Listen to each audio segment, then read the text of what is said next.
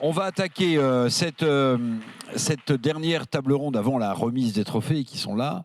Par cette dernière table ronde donc, qui concerne les perspectives et les prospectives du commerce. On a déjà un peu arpenté quelques chemins ce matin. Et la mécanique est toujours la même. Nous avons d'abord un éclaireur qui va cadrer un peu le sujet qui est le nôtre pour ensuite accueillir nos invités pour cette dernière table ronde. Donc c'est à la fois un ami et un super expert. Je vous propose d'accueillir Salim Nassur, qui est l'ancien directeur du Marketing France et à Google Cloud. Et vous allez voir, il va nous brosser tout ça avec élégance et détermination. Salim Nassur. Bonjour, ça fonctionne? Oui. Je suis pas très fluide, donc je vais rester là.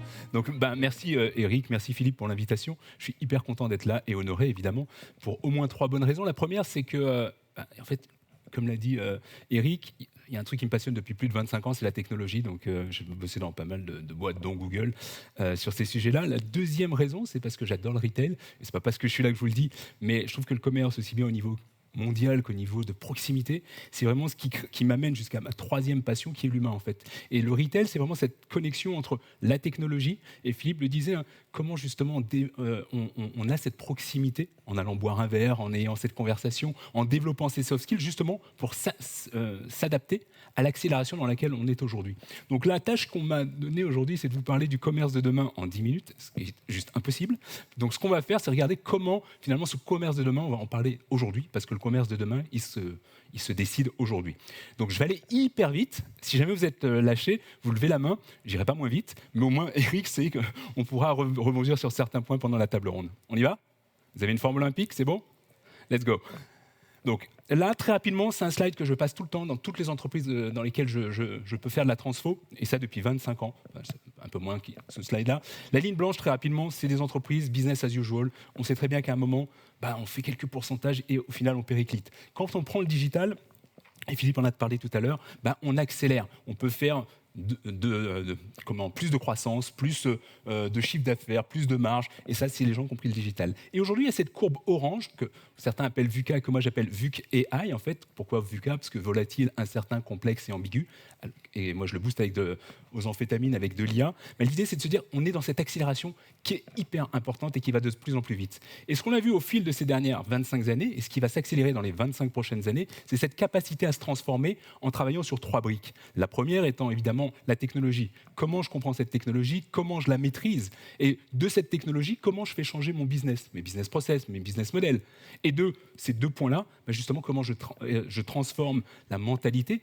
Philippe en a parlé tout à l'heure, la culture, l'état d'esprit. Et c'est ça qui va permettre d'avancer. Et si on ne fait pas ces 3 points-là, notamment avec cette transformation d'état d'esprit, forcément, on a tendance à stagner, rester soit sur la ligne blanche ou au mieux sur la ligne bleue. Or, aujourd'hui, il faut aller sur cette ligne orange. Donc ce monde, il est en train de s'accélérer. Et si on prend un petit peu de hauteur, on se dit que finalement, parce que c'était aussi mon job, notamment chez Google, d'avoir ce côté éclaireur, finalement, prédire l'avenir, c'est assez simple.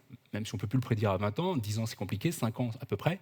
Mais par contre, exécuter et s'adapter, c'est là où on se rend compte que c'est difficile. Et pour pouvoir s'adapter et continuer à évoluer, il y a une formule magique que je vous donne ici et qu'on va passer très rapidement.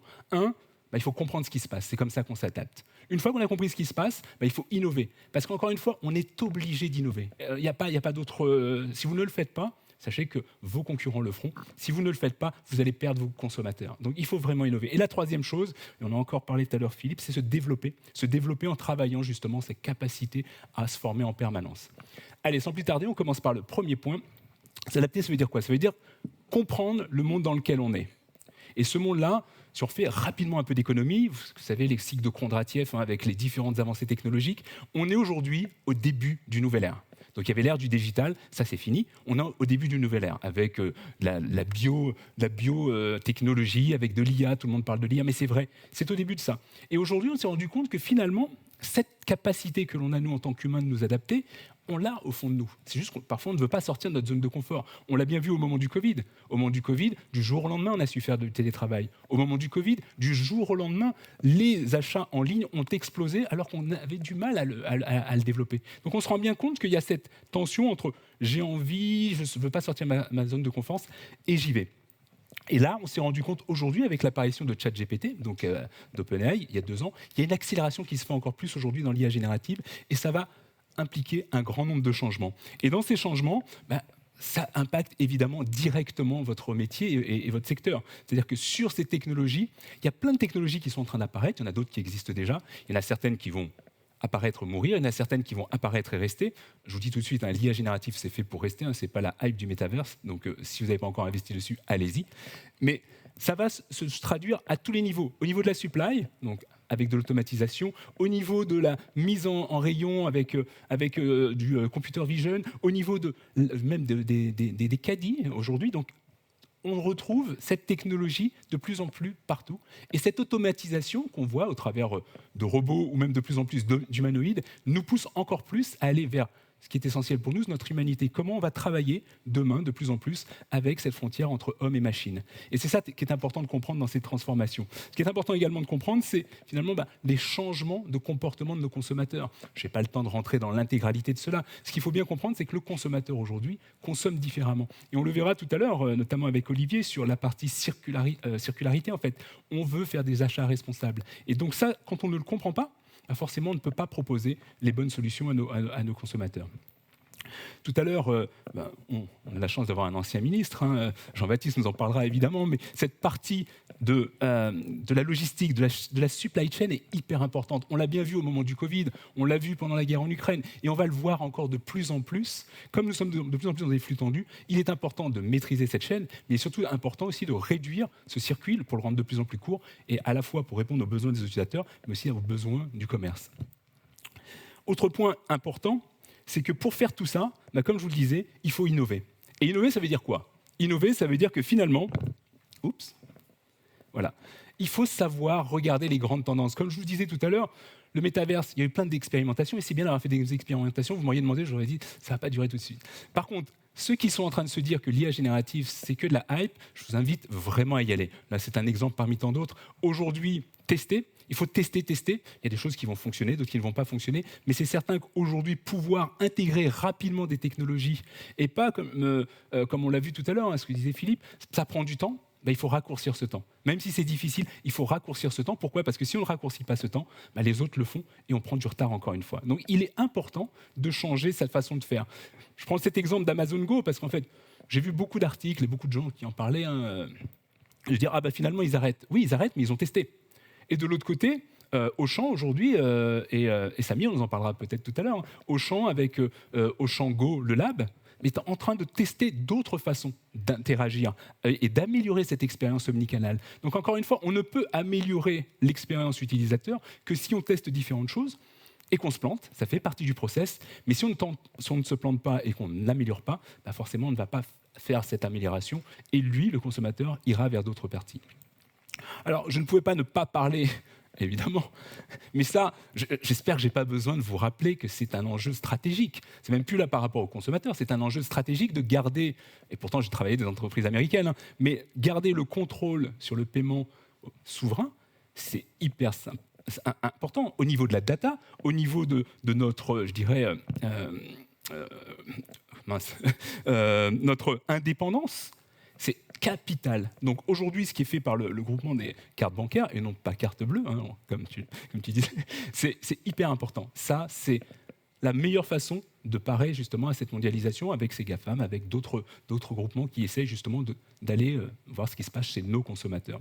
Autre point, et ce sera mon dernier sur cette partie d'innovation, il est évident aujourd'hui que dans tout ce qui se passe, et ce sera de plus en plus vrai, on le voit dans toutes les études, la partie RSE de l'entreprise est hyper importante. Elle est hyper importante, bien évidemment, pour notre planète, mais elle est importante parce que c'est ce que veut le consommateur. Aujourd'hui, les choix se font de plus en plus par rapport à votre implication sur cette partie RSE. Donc c'est pour ça qu'il est important de l'intégrer dans vos plans pour pouvoir avancer. Allez, rapidement, une question que j'adore poser quand j'ai une audience. Qui a déjà fait du rafting ? Ah, il y en a quand même. Alors maintenant, l'autre question qui est super, qui a déjà réussi à arrêter le bateau dans cette circonstance ? Ah bon, est-ce que je crois j'en avais jamais vu. Qui a réussi à faire demi-tour ? Ah d'accord. Sinon, j'aurais demandé comment tu fais. Mais donc, là, ce que je veux vous dire par là, c'est qu'en fait, ce qui est en train de se passer, et de plus en plus dans la technologie, c'est que ça va vite, comme dans un rapide. Et il est impossible de se dire, moi, dans mon entreprise, dans mon organisation, je vais arrêter le truc, et je vais y aller à mon rythme. Non, on ne peut pas y aller à son rythme.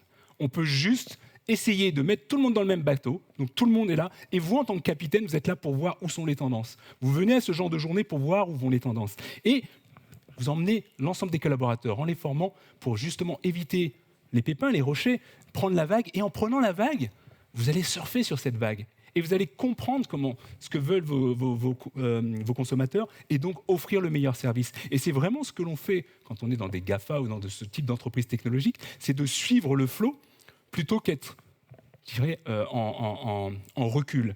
Plus vous allez suivre le flow, plus ça va bien se passer, plus vous allez essayer de freiner ce bateau, plus vous avez de chances de capoter. Donc mon message, c'est vraiment, allez-y, n'hésitez pas. Dernière partie, rapidement. Comment on fait ça? En développant en fait son état d'esprit, ce qu'on appelle le growth mindset. Avant même de parler de growth mindset, s'il y avait 4 compétences à développer pour vous, comme pour vos équipes, dans un monde qui change perpétuellement, il y en a 4, on appelle ça les 4 C, les compétences clés du 21e siècle. 4 C, pourquoi? Communication, collaboration, curiosité, critical thinking, donc pensée critique en français dans le texte. Ces 4 soft skills dont parlait Philippe tout à l'heure sont capitales. Et si en plus vous rajoutez agilité, adaptabilité et leadership, vous êtes prêt pour évoluer dans ce monde-là. Et je vous parlais rapidement de growth mindset, ça veut dire quoi? Ce sont des travaux de l'université de Stanford, en Californie, qui montrent que si vous développez cette capacité d'avoir cet esprit de croissance, pour vous comme pour vos équipes, vous allez pouvoir justement transformer n'importe quel défi en opportunité. Donc le commerce de demain ne sera pas un challenge, ce ne sera pas compliqué d'adopter cette technologie, mais ce sera une opportunité de développer vos ventes. Ah, hop, et j'en ai presque terminé. En synthèse, donc vous l'avez compris, pour pouvoir évoluer vers le commerce de demain, il faut le faire aujourd'hui, en s'adaptant, en comprenant ce qui se passe, en innovant. Même si vous vous trompez, ce n'est pas grave, mais il faut tester, test and learn, comme on dit, et fail fast, donc il faut savoir aussi se planter rapidement, ça arrive. Et bien sûr, se développer en transformant et en formant vos équipes. Dernière question avant de vous laisser, à vous de vous poser cette question. Qu'est-ce que je vais faire demain, dès aujourd'hui, peut-être même pour ajouter une couche d'innovation dans l'expérience client que je vais proposer à mes consommateurs? Je vous remercie. Salim Nassur, merci beaucoup. Salim, installez-vous là. Merci beaucoup, c'était très clair. Alors, je vous propose d'appeler maintenant les membres de cette table ronde. Je vais demander au ministre Djebari, ancien ministre des Transports, de venir me rejoindre, à Samir Amelal, cité également, le directeur des systèmes d'information d'Auchan, et puis Olivier Oritia, le délégué général de la Fédération du commerce coopératif et associé. Venez me rejoindre. Ouais, très bien.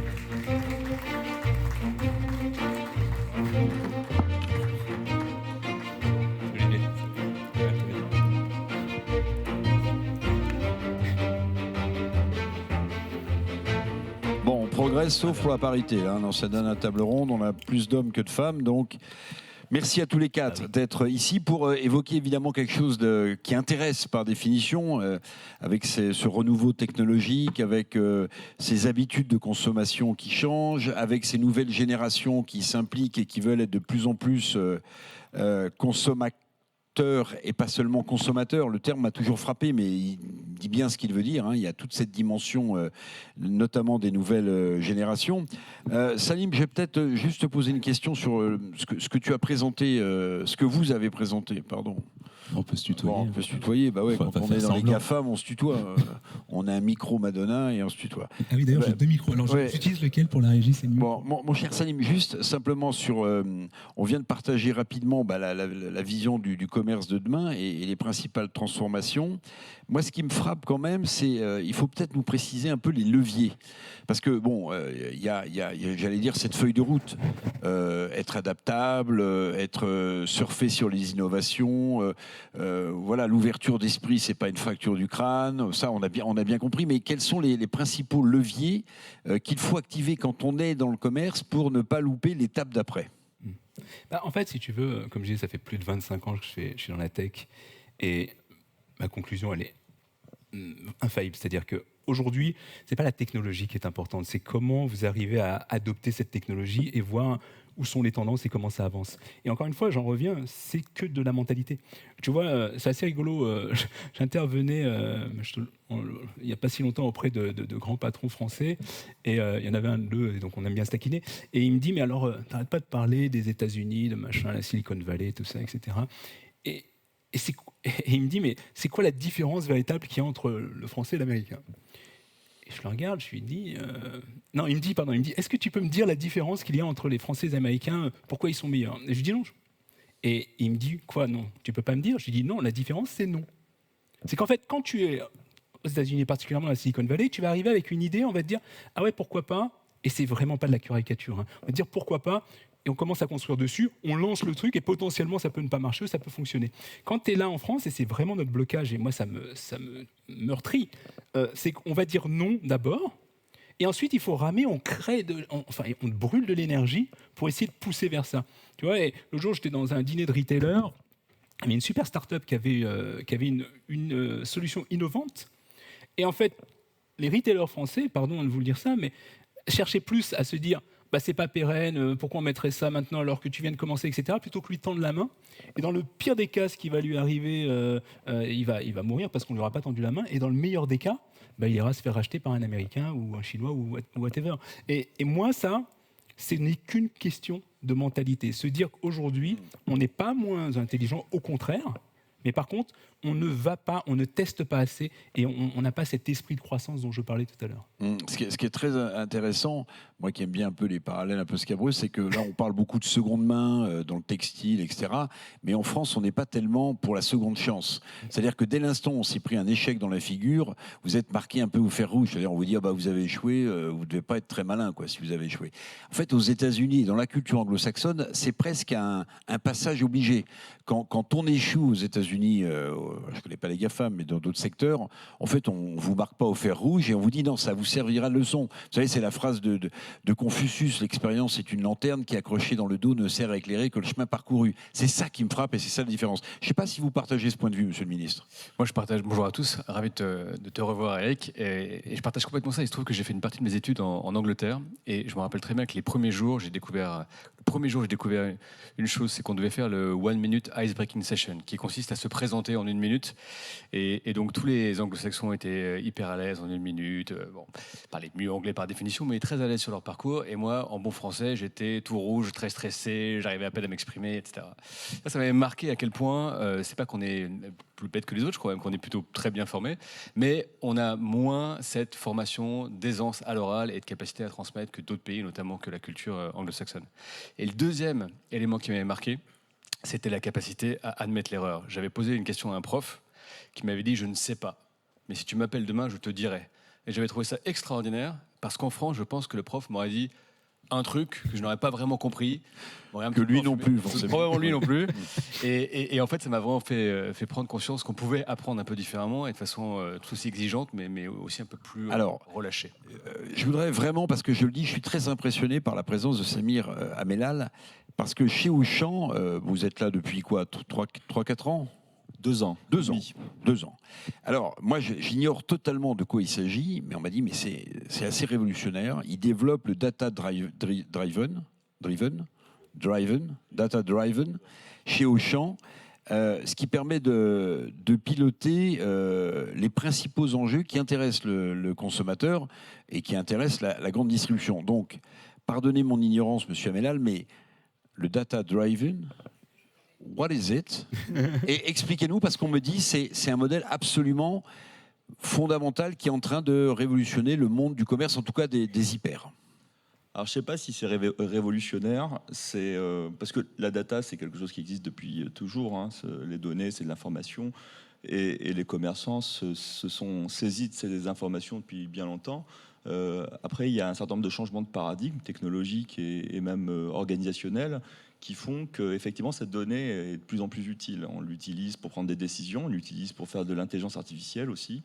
Ça s'est accompagné de ce qu'on a appelé la révolution digitale. Avec l'arrivée d'Internet, on a plus de données, des données qu'on n'avait pas l'habitude de traiter auparavant, des images, autre chose, des vidéos, etc.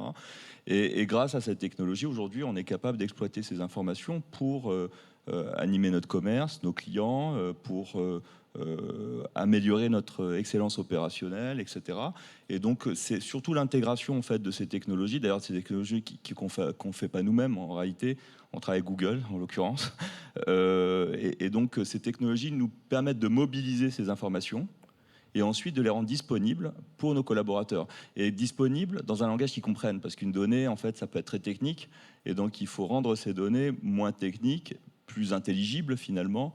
Et voilà, il y a comment dire, un impact sur l'adoption, la transformation des processus métiers, du geste métier qui s'accompagne de ça. Et voilà en quoi ce que c'est exactement.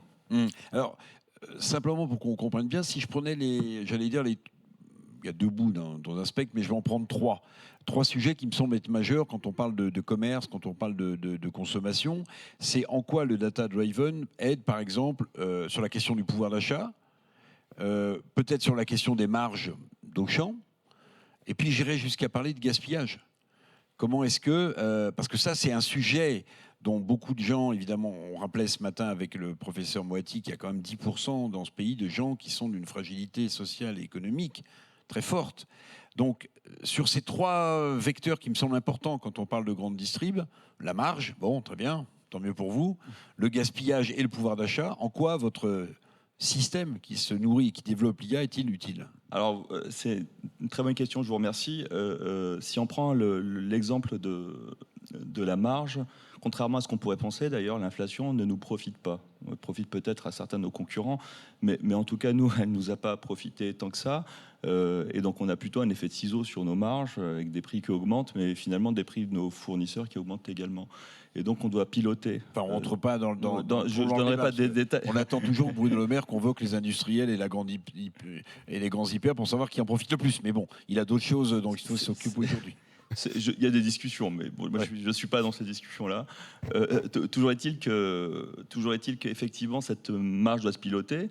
Et cette marge, par exemple, est pilotée chez Auchan grâce à des outils, des algorithmes d'intelligence artificielle qui nous permettent de comprendre et de mesurer l'élasticité prix. Donc, dans un certain nombre de cas de figure, on va avoir des clients qui seront très sensibles à certains prix, d'ailleurs. Et d'ailleurs, c'est hétérogène en fonction de l'endroit où se trouvent nos magasins. Et donc, ça se pilote. Et grâce à ces algorithmes, on va être capable, finalement, d'augmenter ou de baisser nos prix, de nous rattraper sur la masse de marge quand... Suivant les bassins de population. Exactement. Alors, ça peut être cliché, mais c'est vrai que c'est pas la même sensibilité au prix, par exemple, en province et à Paris, ou dans certaines banlieues et dans le centre de Paris, etc. Et donc, effectivement, on va pouvoir piloter les prix au regard de cette sensibilité. Et par exemple, sur le sujet du gaspillage. Alors, de la même façon, on utilise une technologie, si je prends l'exemple d'Auchan précisément, qui s'appelle Smart... ça m'échappait, Smart... Enfin, en tout cas, c'est intelligent. Bref, c'est intelligent, Smart. Smartway, voilà, ça m'est revenu. Qui nous permet justement de gérer le gaspillage, parce qu'en réalité, ça pouvait être un cercle vicieux. On avait des produits finalement qu'on ne vendait pas. Comme on ne les vendait pas, on les bradait. Quand on les bradait, on voyait qu'ils se vendaient à nouveau, donc on les recommandait massivement. Et on se retrouvait avec du gaspillage. Donc c'est un dispositif qui nous permet justement de détecter quand un produit sort pour de mauvaises raisons, parce qu'il ne se vendait pas et qu'on a baissé significativement les prix.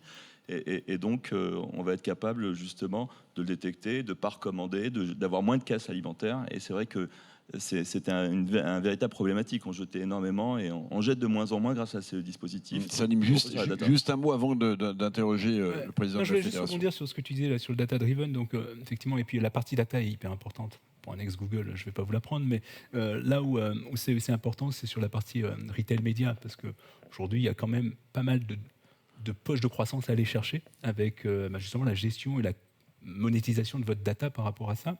Je voulais juste rebondir sur ce que disait Samir, c'est qu'on revient encore à ce que je disais au départ, c'est une question de mindset. Moi, je me souviens, il y a presque 10 ans, on commençait à parler avec Auchan à l'époque où j'étais encore chez Google, et c'était compliqué. Moi, je vois depuis que... Alors, on ne se connaît pas, mais je suis de loin maintenant, depuis que Samir est arrivé, c'est le jour et la nuit, en fait. Parce alors, je pense qu'il y a encore des choses à bouger chez Auchan, mais on voit bien qu'en fait, en fonction de l'état d'esprit de la personne et de l'influence qu'il a sur les équipes, on voit que ça avance vite ou que ça n'avance pas et qu'on prend du retard. Donc, je voulais juste saluer tout le travail. Merci beaucoup.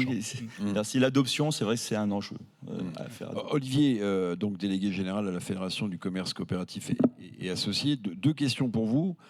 Comme ça, vous aurez un peu de temps pour y répondre. La première, c'est, on parle de gaspillage. Évidemment, on a abordé un peu le sujet ce matin de l'économie circulaire. Comment est-ce que, en tant que représentant de la fédération, vous constatez une évolution du modèle du commerce ? Peut-être que cette tendance va encore croître. Comment est-ce que vous constatez l'évolution des modèles vers davantage d'économie circulaire ? Et puis l'autre question que j'avais, c'est comment du point de vue qui est le vôtre, l'intelligence artificielle, dont on va reparler avec le ministre et avec Salim, change les perspectives du commerce tel que vous le voyez de votre fenêtre? Merci Eric des deux questions. Il y a 2 minutes, j'étais président de la FCA, puis à nouveau délégué général. Je me suis pris à rêver d'une promotion comme ça, Dites-moi, sur scène. Non, je suis délégué général. D'accord. Je ne suis que délégué général. Non, mais c'est pour ça. Merci. Je voulais remercier, d'abord pour commencer, Philippe et toutes les équipes CB pour l'organisation de ce très bel événement que le commerce attend. Nous, on a besoin justement d'événements comme ça avec l'ensemble de l'écosystème du commerce pour justement mettre sur le devant de la scène tous les enjeux, tous les défis liés au secteur qui sont très nombreux.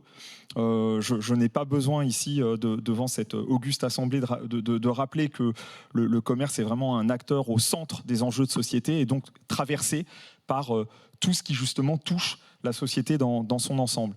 Je voulais également remercier l'Hémicycle et EPOCA pour leur accompagnement sur cette journée.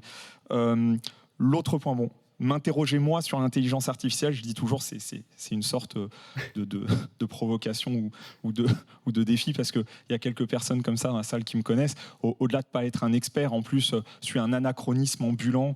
Je crois que je sais me servir d'à peu près rien. Et en général, j'aime bien taper sur mon téléphone ou l'ordinateur quand ça bug et ça m'insupporte. Bref, mais je vais quand même répondre à la question. Alors, plutôt sur la question de la circularité, le gaspillage. Clairement, c'est un sujet. Alors pour moi, c'est pas seulement un sujet environnemental, c'est un sujet social, beaucoup. Ça fait très longtemps qu'on en parle. J'ai pas envie de revenir sur certaines pratiques qui ont eu lieu il y a quelques années, qui quand même choquaient beaucoup de gens. Vous savez, c'est ces denrées périssables qui étaient jetées à la poubelle et sur lesquelles on mettait de l'eau de javel ou des choses comme ça pour que les gens ne se servent pas. Enfin, ça paraît, franchement, dit comme ça, lunaire. Il y a quand même un sujet là-dessus, évidemment. Et puis, sur la question de la circularité, c'est pas seulement les produits périssables, c'est tous les produits. Jacques Bedos, ce matin, président de Jouet Club, qui fait partie de la fédération, en parlait. Jouet Club commence à aller sur de l'économie de seconde main. Je parlais de la filière meuble aussi. Absolument. Alors les meubles, le bricolage, le jouet, le sport, notamment, on reconditionne les articles, on les remet en vente, notamment en seconde main. Enfin, ce qui est certain en tout cas, c'est que on s'aperçoit, et peut-être que Samir pourra en parler mieux que moi, parce que moi je suis délégué d'une fédération, mais lui il est au cœur justement d'un groupement, d'un groupe. Mais c'est vraiment, on constate qu'on va de plus en plus vers de l'économie servicielle. C'est-à-dire qu'il y a un mixte entre de la vente de produits purs et de la vente de services qui accompagnent la vente de produits. Je crois que Darty, par exemple, était assez pionnier sur le sujet et a développé tout un dispositif comme ça autour de ce sujet. Je me souviens, vous voyez, d'un film, pour aller très vite, pour illustrer le propos, mais de Hal Hartley, qui est un réalisateur américain underground que personne connaît, malheureusement, parce qu'il a fait 2 chefs-d'œuvre, Trust Me et Simple Men, extraordinaires, avec Martin Donovan, son acteur fétiche. Et dans Trust Me, Martin Donovan, c'est un type en fait qui passe sa vie dans des magasins à réparer des ordinateurs, des télévisions, etc. Et ça l'insupporte de voir l'obsolescence programmée.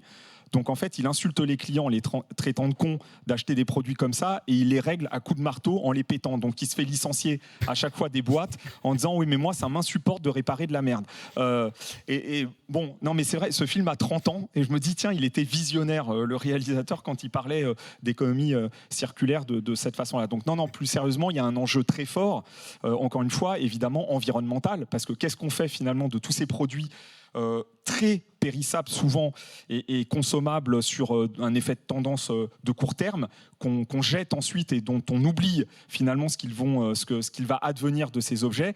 Et puis sur un plan social, encore une fois, on parle de pouvoir d'achat, etc. Quand même, il y a des vraies questions à se poser de responsabilité aussi à ce niveau-là. Et je crois que d'ailleurs certaines fractures dans notre société découlent aussi de ça. C'est de gens qui consomment beaucoup et d'autres qui les regardent consommer beaucoup. La tendance de la seconde main, la tendance de l'économie circulaire qui prend de plus en plus de place, poussée aussi par cette nouvelle génération qui n'ont pas la même sensibilité que la mienne quand j'avais 28 ans, ce sont des tendances qui vont dessiner le commerce de demain. Non, alors moi je le dirais pas sur un. C'est une question, il y a un point d'interrogation. Mais je le mettrais pas sur un plan générationnel parce que je sais que tout le monde n'est pas d'accord et c'est un débat qu'on peut avoir. Moi, je n'ai jamais pensé que les générations actuelle ou future était plus vertueuse que les autres, du tout. Alors je dis pas ça parce que maintenant j'ai 48 ans et je l'ai toujours pensé. Je vous assure, c'est pas de l'aigreur. Non, vraiment, j'assume. C'est-à-dire que je pense que l'être humain, de façon générale, est ambivalent. Il est ambivalent. Et il est ambivalent notamment dans sa consommation. Et on l'est tous. On pratique tous des éco-gestes et on pratique tous, j'en suis certain, des gestes qui n'ont aucun sens et qui viennent totalement percuter les éco-gestes qu'on pratique au quotidien. Vous voyez, moi, j'ai pas de voiture, j'utilise pas tel ou tel type de choses. Et pourtant, je suis un maniaque. Alors, j'adore me doucher et pendant 20 minutes. Je vide 3 pots de savon en une semaine. Vous voyez, donc, vous allez me dire, ah, putain, mais ma mère, en même temps, m'engueule en permanence là-dessus, mais elle a une piscine. Alors, je lui dis toujours, mais toi, tu as une piscine. Bon. Oui, c'est toutes les contradictions que tout à chacun. Donc, les jeunes ne sont pas plus vertueux. En revanche, ce qui est certain, c'est que les impératifs écologiques sont une réalité et s'imposent de facto à nous. Et il y a quand même des sujets sur lesquels, ambivalents ou pas, ce qu'on appelle le principe de réalité nous percute de plein fouet et nous amène tout de même petit à petit, évidemment, à prendre conscience de certaines choses et à adopter de nouveaux comportements et qui produisent de nouvelles tendances de consommation. Je précise tout de même, et là, je suis pourtant délégué général d'une fédération de groupement de commerçants, et je dis quelque chose qui n'est pas forcément simple à dire ni à écouter et qui peut me valoir un retour de bâton ou de remarque, mais je pense véritablement que de toute façon, l'humain, sans un cadre normatif parfois un peu contraignant, ne fait pas les choses. Donc je pense que c'est bien de laisser la liberté, on dit toujours qu'il faut laisser la liberté aux entrepreneurs de faire, je suis tout à fait d'accord avec ça, néanmoins, quand même, de temps en temps, de l'incitation un peu contraignante, ça aide aussi à orienter ou à guider. En même temps, Olivier, un ensemble, c'est une somme d'individus. Les individus sont contradictoires, mais l'ensemble mène aussi les individus. Regardez, il y a encore quelques années, je m'adresse au ministre des Transports, moi je me souviens, mon grand-père, il faisait leur vidange de voitures dans le sol même. Ils enlevaient le bouchon de carter et l'huile de vidange. Non, mais ça peut paraître complètement dingue, mais ça existait. Et donc, cet ensemble-là, même si on est des êtres contradictoires, il a quand même beaucoup progressé. Le collectif a progressé. Une réaction peut-être, monsieur le ministre, sur ce que vous venez d'entendre. Puis après, j'aimerais, parce que tout à l'heure, je vous entendais discuter avec le DG de carte bancaire sur les paiements et le transport, donc j'aimerais aussi avoir votre avis, mais peut-être sur les sujets qu'on vient d'aborder. Ouais, d'abord, peut-être 2 réactions. Une réaction sur... je me demandais pourquoi Olivier sentait aussi bon. Maintenant, on sait que c'est 2 tubes de savon à chaque douche. Donc ça, c'est une réponse à une question. Et non, deuxièmement, je suis assez d'accord sur opinion et engagement. On avait dans le secteur des transports un exemple assez frappant avec l'aviation. On a eu le phénomène Greta Thunberg il y a 5, 6, 7 ans maintenant. Et tout le monde a pensé que la génération Greta allait beaucoup moins voyager. Et aujourd'hui, on a des données qui nous disent que la génération des moins de 25 ans aujourd'hui voyage exactement autant que la génération des moins de 25 ans il y a 10 ans. Et pourtant, je pense que la conscientisation de l'écologie s'est faite. Donc le sujet, c'est pas d'être conscient, le sujet, c'est d'être engagé. Et alors après, sur l'aspect... Là, j'ai une petite variation avec vous, parce que ce qu'on fait en Europe, très bien, c'est des normes. On fait tout le temps des normes. Et on n'a pas tout le temps des plans.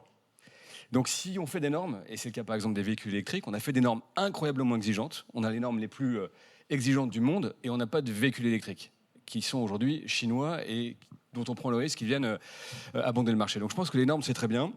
Je pense que les gens sont tout à fait capables de s'y conformer, mais si on parle derrière, comme le disait très bien Philippe, de souveraineté, il faut qu'on ait des plans industriels et qu'on maximise la valeur créée chez nous. Deuxième élément. Et ensuite, pour revenir un peu à votre question, Eric, je pense que, et j'en parlais effectivement avec monsieur le directeur général tout à l'heure, sur les sujets plus modestes et moins directement auprès du consommateur, que sont les sujets du transport et de la logistique, on a eu quelques grandes révolutions récentes. On a eu d'abord des phénomènes qui ont pas mal fait de va-et-vient. Je pense notamment au déplacement des points de commerce au pourtour des périphéries, qui, semble-t-il, reviennent un peu maintenant dans les centres-villes parce qu'on essaie de le revitaliser, premier élément. On a eu évidemment, et je fais très rapide, mais l'émergence du e-commerce, la place du numérique, donc la très grande disruption des flux logistiques qui ont beaucoup impacté. Et du point de vue de ceux qui organisent les transports, tout ça, évidemment, des conséquences qui sont importantes. On a eu depuis assez récemment, et ça c'est un sujet géopolitique, une restructuration des flux logistiques au niveau international, une forme de régionalisation à nouveau. Chacun essaie d'être davantage maître chez soi. Et on dit cela, on a quand même des mégatrends qui restent valides. L'Asie continue de pourvoir l'essentiel des biens et des services, en tout cas des biens manufacturés partout dans le monde et notamment dans les pays occidentaux. On a évidemment le sujet écologique. on en a parlé un petit peu, mais si on prend par exemple les zones urbaines, on a 40% des pollutions qui sont le fruit de la logistique urbaine. Donc dépolluer la logistique urbaine, c'est dépolluer massivement les villes. Et ça, évidemment, on sait le faire de façon plus efficace parce que c'est des flottes qu'on maîtrise davantage, des grandes boîtes et des collectivités qui, par nature, sont à taille critique. Après, pour revenir sur ce qui marche et ce qui ne marche pas, alors Philippe évoquait tout à l'heure effectivement le paiement, l'impôt du paiement et notamment le paiement sans contact pour les transports, ce qu'on n'a pas réussi à faire en France à compter de 2016. Ce qu'ont fait d'autres pays, et ce qui marche très bien. Alors ça renvoie pas mal de choses, à des dimensions technologiques, à du conservatisme. Mais il y a des choses qu'on a réussi à faire, et notamment on tire beaucoup de profit de l'IA aujourd'hui sur des sujets qui sont plus liés à la sécurité, typiquement pour détecter des comportements anormaux. On est en train de le généraliser dans le cadre des Jeux Olympiques. On a beaucoup aujourd'hui de vidéosurveillance dans les transports qui vont nous permettre de mieux détecter ces choses-là. Et puis il y a des choses qu'on n'a pas faites et qui sont d'ailleurs étonnamment prévues par la loi, pour le coup. Donc la norme existe. On a prévu dans la loi de 2018, et j'y avais œuvré, à ouvrir ce qu'on appelle les applications MaaS, Mobility as a Service, en pensant... Je passe sur l'aspect régulation, comme on l'a pensé, modèle très réglementé ou modèle très libéralisé, mais on a un peu tapé au milieu d'ailleurs. Mais on pensait que ceux qui viendraient étaient les grands acteurs, d'une part les grands acteurs du transport, les grands acteurs bancaires pour la brique paiement, et quelques grands acteurs du monde de l'énergie pour préserver leurs clients. Et en fait, on a vu personne de tout ça. On n'a d'ailleurs pas vu non plus de GAFAM. On a vu beaucoup d'initiatives qui sont venues sur des modèles, typiquement les trottinettes, pour essayer derrière de faire du covoiturage, de faire autre chose. Mais en fait, on n'a pas encore réalisé toutes ces applications Mobility as a Service. C'est vrai aussi dans le monde de la logistique. Donc on voit bien que sur le champ de l'IA appliqué au transport et à la logistique, on est quand même au début un peu du cycle que tu décrivais, Salim. C'est assez excitant, mais...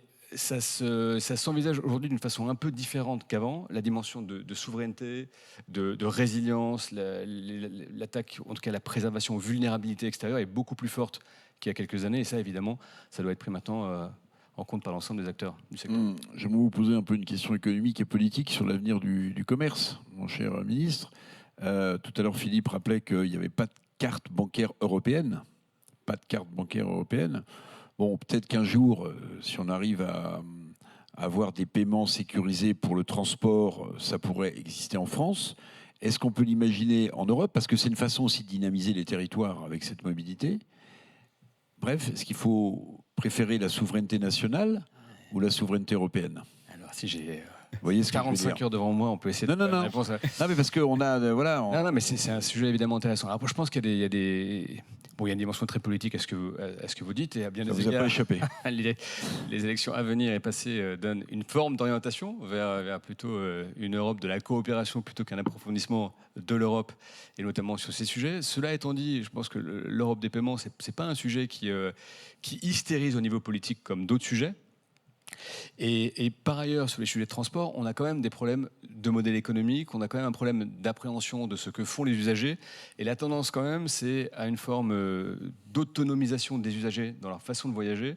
Et la pénétration de la digitalisation dans les applications monétiques et de paiement, elle est quand même majeure. Ça, c'est l'effet des générations, et ça va ne faire que s'accélérer. Donc moi, je pense que ce n'est pas un sujet qui est le plus dissensuel, et comme on aura beaucoup d'autres sujets de frottement, peut-être que celui-là pourra prospérer. Samir, on parlait de politique d'élection dans un contexte politique qui est très mouvant en ce moment sur la scène nationale, mais aussi internationale avec le conflit en Ukraine. Peut-être qu'un jour, que Dieu nous en préserve, il y aura quelque chose entre la Chine et les États-Unis pour les semi-conducteurs taïwanais, c'est pas impossible. Avec tous ces facteurs géopolitiques, souvent quand vous prenez la parole, vous parlez d'un vecteur d'adaptabilité, c'est ça. Qu'est-ce que vous voulez dire? Parce que quand on parle de contexte politique compliqué, de géopolitique compliqué, vous donnez l'impression d'avoir une certaine dose d'optimisme. Oui, je suis un optimiste, mais ça me caractérise moi. Je suis un optimiste par nature. En revanche, c'est vrai que tout à l'heure, quand j'écoutais Salim parler d'adaptabilité aussi, ça m'a parlé. Je me suis dit, tiens, on est très d'accord sur ce point-là. Et effectivement, finalement, c'est le reflet de mon expérience personnelle. Je suis passé dans plusieurs entreprises qui étaient en transformation, Publicis, La Redoute, Canal+, groupe Vivendi. Et à chaque fois, ce sont des entreprises qui ont été bousculées en fait dans les ordres établis dans lesquels ils étaient leaders finalement. Se sont bousculés pour plein de raisons. Et d'ailleurs, on a vécu ces 20-30 dernières années beaucoup de chocs finalement. Il y a eu le Covid, avant ça, il y a eu d'autres crises, là il y a des guerres, etc. Et aussi des changements de comportement dans les habitudes de nos clients. Et ça, il faut s'y adapter.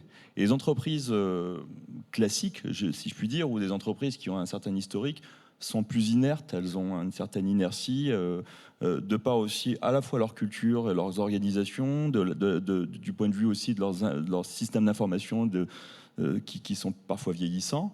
Et donc, il faut être capable d'amender tout ça pour s'adapter. Et c'est vrai que je préfère le terme d'adaptabilité à celui d'agilité, parce qu'il est galvaudé. Et c'est darwinien, finalement. Quand j'étais à la Redoute, mon ancienne patronne, Nathalie Bala, disait tout le temps « La transformation ne se terminera jamais. Il faudra tout le temps être en mesure de s'adapter à ces chocs auxquels on est confronté. » On a été confronté au Covid. Je me rappelle de Nathalie qui m'appelait pour me dire « Prépare-toi à prendre des décisions désagréables, parce que la première semaine, on avait dévissé complètement. Une semaine après, en fait, c'était reparti de plus belle. On a même plutôt profité, en fait, en tant qu'e-commerçant de cette période. Et on en a profité parce qu'on était capable de s'adapter. C'est-à-dire que, par exemple, on avait un dispositif de livraison qui était le point relais colis. Tous les magasins étaient fermés, il fallait s'adapter à ça. On a pu brancher des acteurs logistiques qui faisaient le dernier kilomètre très rapidement, et donc on était adaptable. Donc c'est de ça que je parle quand je parle d'adaptabilité, et je pense qu'on n'a pas fini de s'adapter. Alors, Salim, tout à l'heure, j'y pense maintenant, et pardonnez mon esprit en escalier, mais vous avez insisté sur un point, me semble-t-il, dans votre keynote, ou dans ta keynote, c'est les fameuses soft skills. Alors, à la fin d'un CV, normalement, c'est ce qu'on regarde quand on est patron et qu'on veut embaucher, c'est quelles sont vos passions, qu'est-ce que vous faites en dehors, est-ce que vous êtes tennisman, est-ce que vous faites du rafting. Et vous avez insisté sur un point, c'est qu'à la fois, c'est le mot qui est repris un peu partout, c'est « n'ayez pas peur ». Hein, c'est « n'ayez pas peur », alors pas forcément de Jean-Paul II, mais d'autres personnes qui expliquent qu'il ne faut pas avoir peur de la transformation et du changement. Mais comment est-ce que les commerçants qui sont dans cette salle peuvent, avec ces soft skills, qu'il faut encore définir, me semble-t-il, ne pas avoir peur du changement et se précipiter dans l'innovation avec ce que vient de dire Samir, c'est-à-dire que la transformation n'est jamais arrêtée, n'est jamais finale. Bon, déjà, est-ce qu'on se voit ou est-ce qu'on se tutoie ? On se met d'accord. Écoute, on fait comme c'est pas grave. Alors, comment je réponds à ça ? La première chose, c'est peut-être Parce que tu as insisté sur les soft skills. Non, mais c'est hyper important en fait. Déjà, pour vous donner un ordre d'idée, quand on recrute dans ce genre d'entreprise comme Google ou d'autres, et notamment Google, je connais bien parce que j'ai recruté beaucoup de gens, il y a 4 grandes familles qu'on regarde, et ça va vous aiguiller un petit peu. La première, c'est ce qu'on appelle RRK, c'est Role Related Knowledge. Est-ce que la personne, elle sait bien faire son métier ? Est-ce que c'est un bon commerce, un bon sales ? Est-ce que c'est un bon marketeur ? Est-ce que c'est un bon développeur ? Donc, est-ce que c'est le meilleur dans son métier ? Et ça, c'est une des 4 familles. Les 3 autres familles sont effectivement sur des soft skills. Donc, il y a quelque chose qui s'appelle GCA, donc General Cognitive Ability. C'est finalement, est-ce que tu as cette capacité à raisonner ? L'autre, c'est leadership. Donc, je n'ai pas besoin de vous expliquer ce qu'est le leadership. Et enfin, la dernière, bon, tout le monde n'était pas complètement d'accord chez Google, ça s'appelle Googliness, mais en gros, c'est est-ce que tu es orienté client, et surtout est-ce que tu arrives justement à avoir ce fameux growth mindset dont je parlais tout à l'heure, cette capacité de se dire je suis toujours en capacité d'apprendre. Parce qu'en fait le problème c'est ça, c'est que souvent aujourd'hui, et moi je le constate, hein, encore une fois, mon grand regret, parce que je suis plus en plus souvent sur la France maintenant, c'est que on fait des grandes études, des belles études, souvent parfois, et après on arrête d'apprendre. Or, on doit apprendre en permanence. Si tu veux t'adapter, on parlait d'adaptabilité de tout là, ça veut dire qu'il faut apprendre en permanence. Et ce n'est pas juste en allant sur les bancs de l'école, ça peut être du micro-learning, ça peut être différentes capacités. Donc, dans ces soft skills qui sont hyper importantes, comme je l'ai nommé tout à l'heure, il y en a quelques-unes qu'il faut travailler en particulier. Et parce que, encore une fois, ce n'est pas de l'inné, c'est de l'acquis, ça s'apprend. Moi, j'ai toujours été sidéré de voir, notamment, même quand on fait du management, qu'on va devenir manager parce qu'on est un bon contributeur individuel. Or, ça s'apprend d'être manager. Il y a des skills à développer, la collaboration, la communication, ce genre de choses. Tu parlais tout à l'heure de ton expérience d'introduction d'1 minute. Et c'est vrai qu'aujourd'hui, je me rends compte qu'aujourd'hui, entre une entreprise, un retailer français ou un retailer anglo-saxon qui va essayer de lever des fonds, qui va essayer de pitcher son idée, oui, il y a une différence parce que ce sera moins appealing, ce sera moins intéressant de le faire. Donc ça, encore une fois, quand tu dis comment on se prépare à ça, en prenant conscience que c'est un impératif de se développer sur ses soft skills. Et peut-être, parce qu'après on va sans doute parler d'intelligence artificielle, mais il faut vraiment comprendre. En fait, si je dois dire deux choses qu'il faut retenir de mon intervention aujourd'hui, c'est qu'à une époque où il va y avoir de plus en plus d'informatique, donc d'IA et d'automatisation, c'est à cette époque où il faut développer de plus en plus nos compétences humaines, justement parce que ces compétences humaines, c'est ce qui va nous faire la différence avec l'IA. Si on ne développe pas ces compétences humaines, il n'y a aucune raison qu'aujourd'hui, on n'utilise pas une machine plutôt qu'un humain. Par contre, si on travaille ces fameux soft skills qui se travaillent, ce n'est pas de l'inné, encore une fois, c'est de l'acquis, on arrivera à avoir ce partenariat entre homme et machine. Et l'autre point important qu'il faut comprendre quand on parlera d'IA, c'est qu'il y a l'IA, et Samir en a parlé, donc il y a plein de choses hyper intéressantes à faire. Et ça, c'est compliqué. Il faut avoir fait computer science pour le faire. Après, il y a l'IA générative, et c'est ce dont je vous parlais tout à l'heure très rapidement. Je vous invite tous, et ceux qui n'ont pas encore essayé, à le tester. L'IA générative, c'est pas compliqué, c'est pour tout le monde. Il suffit juste de savoir parler dans votre langue. Et ça va radicalement changer votre entreprise. Et quelle que soit la taille de votre entreprise, quelle que soit votre fonction dans l'entreprise, utiliser l'IA générative, ça va être un gain de productivité, de créativité pour votre business. Et ça, c'est à la portée de tout le monde. Jean-Baptiste Djebari. Non, mais je partage parfaitement ce qu'a dit Salim. Moi, je peux témoigner d'une expérience, c'est que quand j'ai été en politique, pendant mon temps politique, j'ai refait une formation exécutive sur les sujets de nouvelles technologies et de gestion de l'innovation, des processus d'innovation. Parce que j'ai estimé, et je pense à juste raison, que ce que tu as appris il y a 20 ans, objectivement, est complètement remis en question, et que si tu veux être performant, y compris comme décideur public et politique, tu ne peux pas te passer de comprendre un peu intimement quels sont les grands thèmes d'innovation, les fausses bonnes idées, le métaverse, et puis essayer d'avoir à minima un réseau de contacts que tu peux solliciter pour avoir tes réponses, et à maxima quelques convictions sur ces sujets. Et deuxième point sur lequel... Et beaucoup du gouvernement auraient dû faire la même chose que toi. Mais je peux pas faire la parenthèse. On reparlera. Quel gouvernement d'ailleurs Tous. Malheureusement.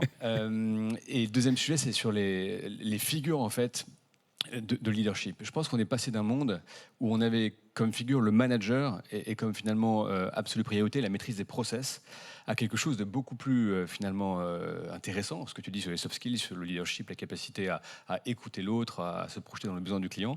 Et donc la figure, elle est probablement passée de celle du manager à celle du décideur. Et du décideur éclairé, beaucoup plus souple, beaucoup plus à l'écoute des autres. Et je pense que c'est pas très français, parce qu'effectivement, on est un peu déterminé par le diplôme, on aime bien les process, on gère finalement des carrières en minimisant le risque. Et ça, si on n'arrive pas à avoir une forme de changement et de révolution culturelle à l'intérieur des boîtes, dans l'administration, en incarnation politique, on aura un problème, parce que ce nouveau monde économique, il ne fonctionne pas comme ça. Et donc, on a beaucoup de compétences fondamentales, on est très fort en maths, mais si on n'arrive pas, sur le plan des soft skills, à se mettre à jour et à niveau, et à réellement l'embrasser comme une opportunité, on sera pas bon dans ce monde nouveau. Olivier Urrutia, ce matin, vous l'avez vu, vous l'avez noté, vous étiez là, on s'est vu ce matin.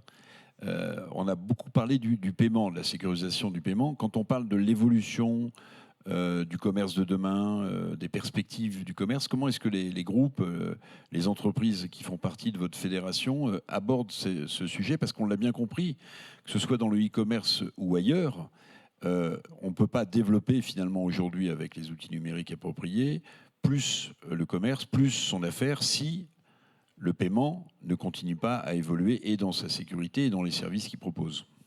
Oui, alors je vais répondre de façon encore plus large que la question, si tu veux bien. On s'est connus il y a quelques années quand j'étais directeur général de l'Observatoire européen des think tanks. Et je le dis pas par hasard. J'ai laissé un bon souvenir. Oui, très bon, très bon. Oui. C'est pour ça qu'on s'est salué amicalement ce matin. Mais en fait... disons que j'ai souvent regretté dans mes interventions passées avant d'arriver à la fédération le fait qu'en France, on est, il me semble, parfois un petit peu oublié. Je ne parle pas forcément du gouvernement, d'ailleurs, des pouvoirs publics, mais plutôt des citoyens en général et des entreprises, le fait géopolitique. On a quand même beaucoup vécu, je dirais, dans une croyance, alors c'était celle du penseur américain Francis Fukuyama à la fin de l'histoire, tout était réglé, hein, c'était fini, on allait tous vivre une mondialisation heureuse et un libéralisme à l'anglo-saxonne, et tout allait parfaitement bien se passer, puisque c'était l'avènement finalement d'un monde globalisé autour de ses valeurs et de ses principes de fonctionnement. Et puis là, on assiste depuis quelques années, peut-être à regret, mais ça n'a jamais disparu. En vérité, ça rejaillit et ça nous saute à la face ce qu'on appelle une double accélération du choc géopolitique et géoéconomique. Et quand on parle d'intelligence artificielle, mais quand on parle de commerce, finalement, il faut parler de géopolitique. Il faut parler de géopolitique et il faut parler même, je le dis très clairement, ça déplaît à beaucoup de gens, mais de guerre économique. Aujourd'hui, de façon très claire, par exemple, les moyens de paiement, les schémas de paiement, c'est pas neutre. On parlait du fait de est-ce que c'est bien pour la France ou pour l'Europe d'être souveraine dans leurs moyens de paiement. La réponse, elle est évidente, j'espère, pour tout le monde. C'est pas que c'est bien, c'est essentiel, bien sûr, pour plein de raisons. Des raisons de coût. Est-ce qu'on définit ensemble les coûts ou est-ce qu'on se les fait imposer par les autres parce qu'on n'a pas d'autres alternatives, on n'a pas d'autres solutions. Vous le savez, c'est le principe de la concurrence, tout simplement. Deuxièmement, c'est quand même aussi simplement la liberté d'utiliser ces moyens de paiement, parce que demain, vous êtes en conflit avec l'État qui possède et qui vous offre ces utilisations de moyens de paiement, c'est fini pour vous. Et on ne sait pas de quoi demain sera fait. Et puis troisièmement, c'est aussi une question évidemment de puissance, parce que la captation, le traitement, l'exploitation et le stockage de la donnée, de la data, c'est un outil de puissance. C'est un outil de puissance et c'est un outil d'influence. Les États-Unis, la Chine utilisent tous ces instruments que sont les moyens de paiement comme des instruments de puissance. Ils projettent leur puissance à travers le monde avec ces outils-là. Les GAFAM, ça n'est pas neutre. Moi, je suis sidéré souvent de la naïveté des Français et des Européens qui pensent que Google, c'est que Google, que Microsoft, c'est que Microsoft, alors que l'État américain est toujours derrière, travaille très largement en synergie avec ces groupements-là, et ça, c'est depuis toujours. Nous, parfois, moi j'avais fait une conférence un jour et puis j'avais le patron de Safran qui m'avait dit « Oui, mais nous, vous savez, l'influence, la géopolitique, tout ça, on n'en a pas besoin. » Je dis « Ah bon ?» Et c'était le forum de l'intelligence économique et stratégique européen. Il me dit « Non, parce que tout le monde sait que chez Safran, on est excellent et ça suffit. » Oui, bon... pourquoi pas. Moi, je suis modérément convaincu par ce type de raisonnement que je trouve un peu suffisant. Peut-être, je ne sais pas si c'était Jean-Paul Béchat à l'époque qui était le président de Safran, mais je ne répondrai pas. Comme ils avaient un accord avec GE sur la fabrication de moteurs, que GE était américain, oui. J'imagine que leurs données, ils les mettaient. Enfin, j'imagine. Hein, c'était peut-être un cas particulier. On peut imaginer. Je ne sais pas trop. Mais pour aller, pour filer. Enfin, l'ESTECMA, c'est l'ex-SECMA. Pour filer un petit peu sur le propos. Donc, oui, il est très important pour les commerçants. De disposer en fait chez eux d'un moyen de paiement, d'un dispositif de paiement qui leur appartienne, dont ils sont co-concepteurs et utilisateurs évidemment. C'est ce qu'offre CB aujourd'hui. Ça me semble définitivement important, essentiel. Moi, je vais aller sur ce que disait Jean-Baptiste. La France ou l'Europe, mais j'ai envie de dire, c'est pas exclusif, c'est pas antinomique. La France en possède un. Elle n'a aucune raison de l'abandonner. Par contre, elle peut se faire le leader, puisqu'on parlait de ça, en Europe, justement, d'un déploiement au niveau européen sur, je dirais, la solution française, d'une solution de paiement souveraine au niveau européen. Mais bon, moi, je serais d'avis, et c'est très personnel, mais de ne pas abandonner une solution qui nous appartient aujourd'hui. Ça, c'est une évidence. Et sur l'intelligence artificielle, je voulais aussi y revenir très rapidement. Là encore, on a utilisé l'intelligence artificielle... Alors, elle existe depuis 50 ou 60 ans, mais disons que l'intelligence artificielle prédictive et générative, c'est une explosion depuis 1 an et demi, 2 ans. Et ça va en s'accélérant à une vitesse exponentielle. Et il est fort probable que dans 2 ans, on sera déjà à des années-lumière d'aujourd'hui. Dont acte. Ça va évidemment révolutionner tout un tas de choses. D'ailleurs, même la question de l'environnement, du rapport à l'environnement, de la circularité des biens et des services, le recrutement, est-ce que ça va remplacer l'humain? Non, ça va simplement déplacer les compétences. Ça ne les remplace pas, ça ne les annule pas, ça les déplace ailleurs. Donc, c'est de la formation, c'est du développement de compétences. Mais ce que je voulais dire, c'était que l'intelligence artificielle, qui est très bien, très importante, c'est des solutions. Là encore, il y a quand même un sujet, je trouve, géopolitique et de souveraineté. L'Internet, ça n'est pas un outil neutre politiquement. Ça n'est pas un outil neutre politiquement. L'intelligence artificielle, ChatGPT, ça n'est pas un outil neutre politiquement. Là encore, on en revient à la question de la donnée, de la data. Qui la détient? Qui l'exploite? Qui la garde? Qui la stocke? Et sous quelles conditions? C'est extrêmement important de se poser ces questions-là. Pour les commerçants, je le dis simplement, j'ai été heureux de voir cette année, on en pense qu'on veut, mais que Michel-Édouard Leclerc ait été nommé président de l'IRIS, un think tank français, sur la question de la géoéconomie et des relations internationales. Et j'ai trouvé que c'était le signe positif que le commerce, enfin, allait réfléchir un peu plus géopolitique.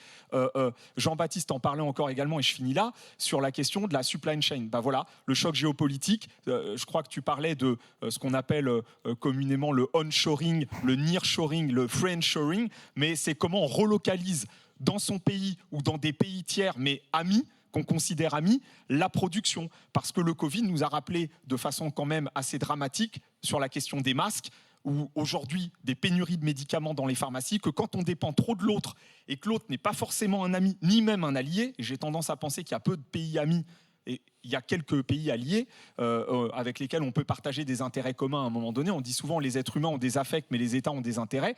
Je pense effectivement que ça, c'est un sujet important. Effectivement. Donc, toutes ces questions-là, en tout cas, sont importantes. Si le commerce veut vivre demain, il doit s'emparer de la question géopolitique et de la question, par exemple, de toute la chaîne d'approvisionnement, de où ça part et comment ça arrive dans les magasins. L'aphorisme qu'on prête au général de Gaulle depuis bien longtemps, donc, c'est les États n'ont pas d'amis, donc des intérêts. Hein. C'est ça. Voilà, c'est ça.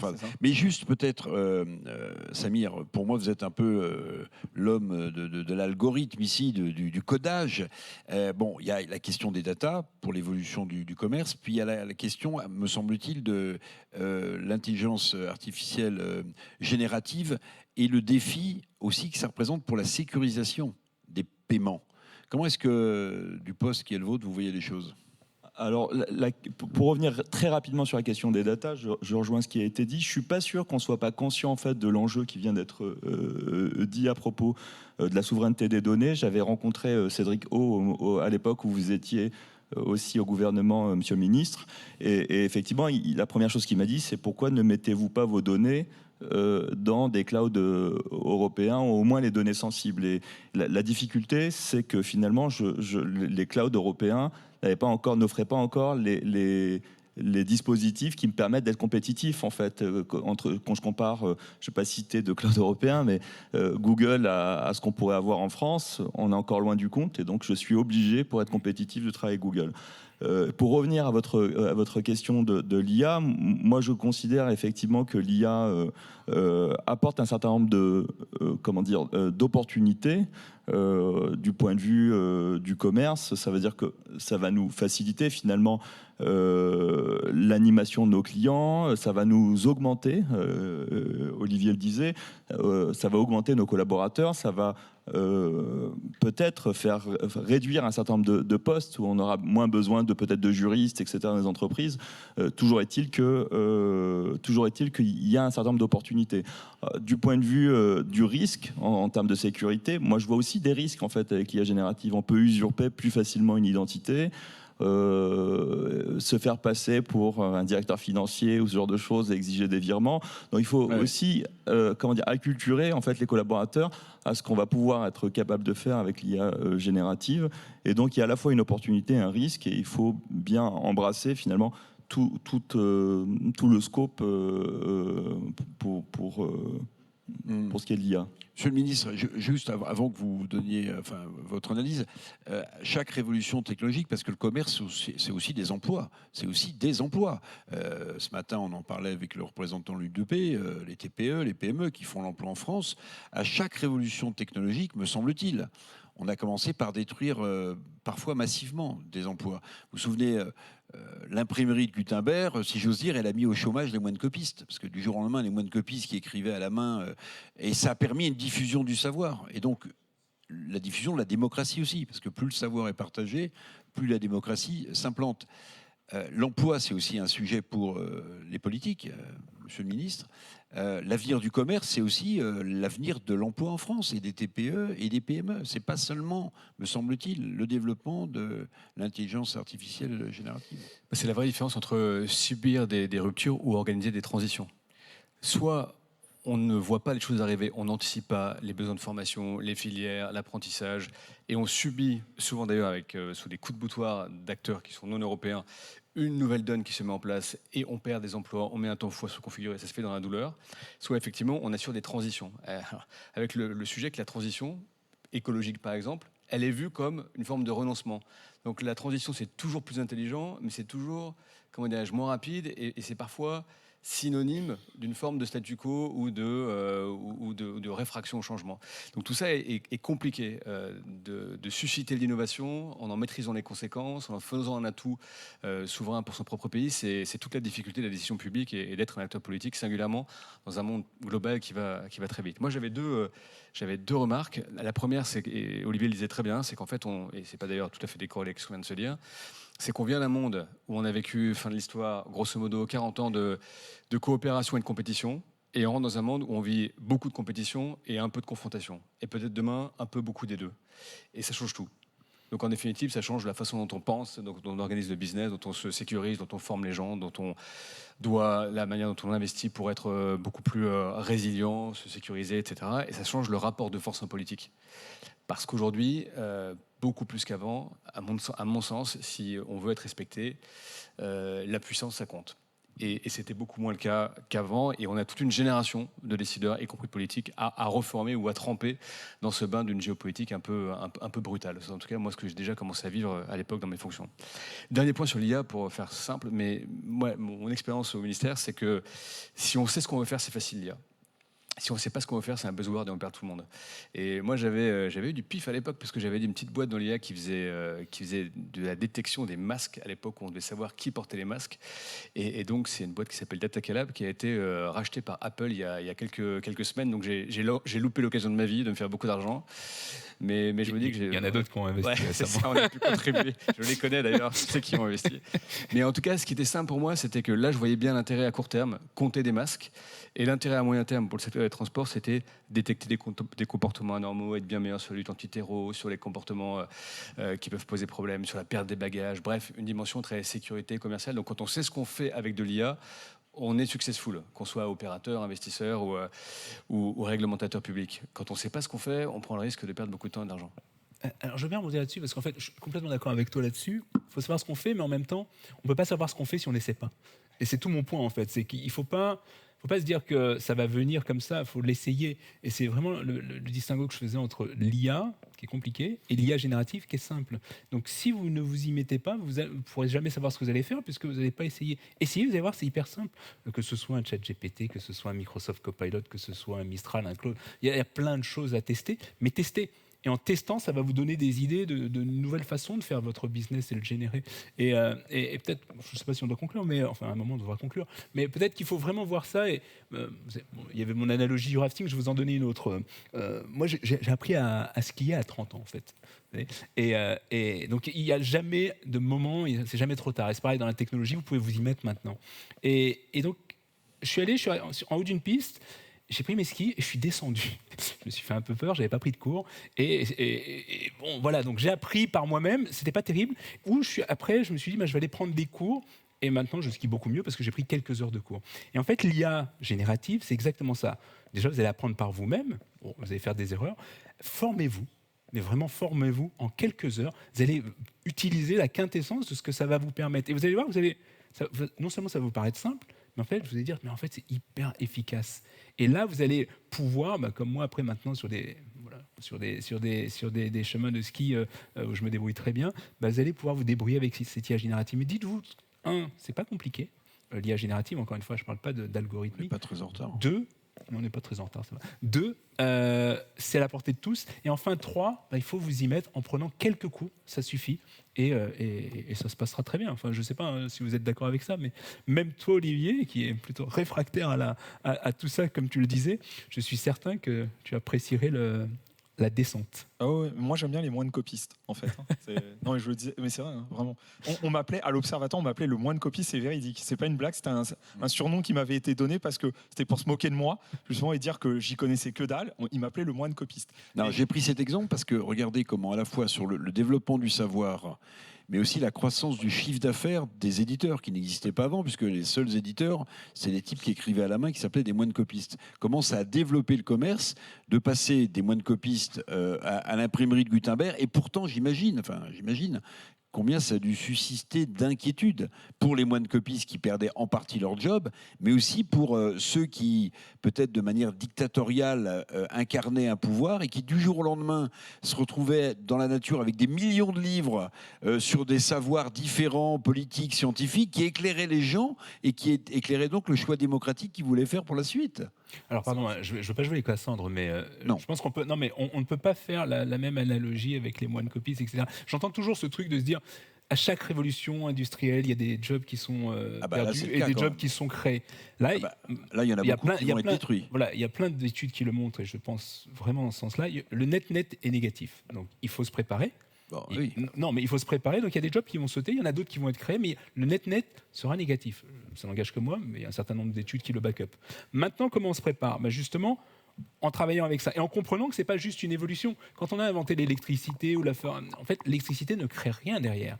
Là, on invente une technologie qui peut créer à la place de l'homme. Donc c'est en ça où le paradigme est complètement différent et il faut se préparer à ça.